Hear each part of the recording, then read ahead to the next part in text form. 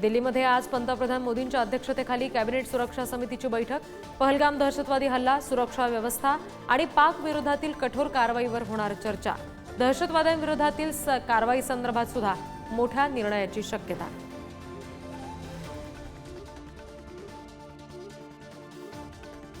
दहशतवादाविरुद्ध कारवाईची पद्धत, लक्ष्य आणि वेळ लष्करानं ठरवावी। उच्चस्तरीय बैठकीमध्ये पंतप्रधान मोदींनी लष्कराला दिलं कारवाईचं स्वातंत्र्य, तर दहशतवादाला चिरडून टाकणं हाच आमचा राष्ट्रीय संकल्प, मोदींचं वक्तव्य।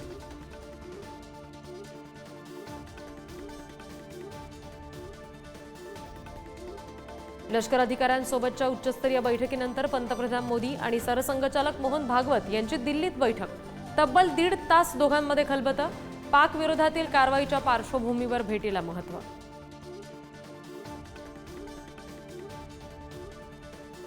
पहलगाम दहशतवादी हल्ल्याचा यूएनकडून ठाम निषेध।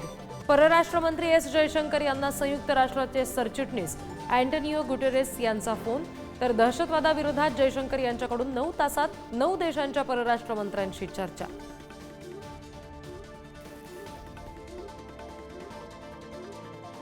पहलगाम दहशतवादी हल्ल्याच्या पार्श्वभूमीवर काँग्रेस हायकमांडकडून नेत्यांसाठी मार्गदर्शक सूचना जारी। माध्यमांमध्ये वक्तव्य करताना शिस्त बाळगणं, वाद टाळा असे आदेश। निर्देशांचं उल्लंघन केल्यास शिस्तभंगाच्या कारवाईचा सुद्धा इशारा।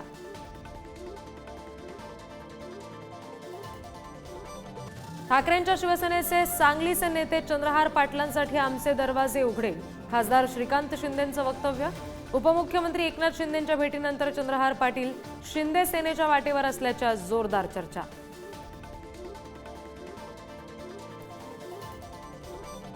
कॅबिनेट मंत्री राधाकृष्ण विखे पाटलांवर गुन्हा दाखल। साखर कारखान्यात 9 कोटींचा अपहार केल्याची तक्रार।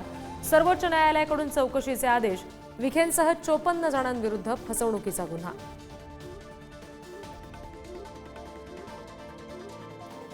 रत्नागिरीच्या रनपार खाडीमध्ये मासेमारी करायला गेलेल्या 16 जणांची बोट बुडाली।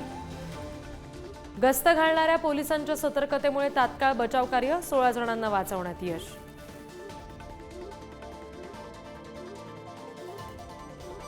अक्षय तृतीयेच्या निमित्तानं सोनं आणि चांदी खरेदीसाठी नागरिकांची लगबग। नवीन गाड्या खरेदीकडे सुद्धा मोठा कल।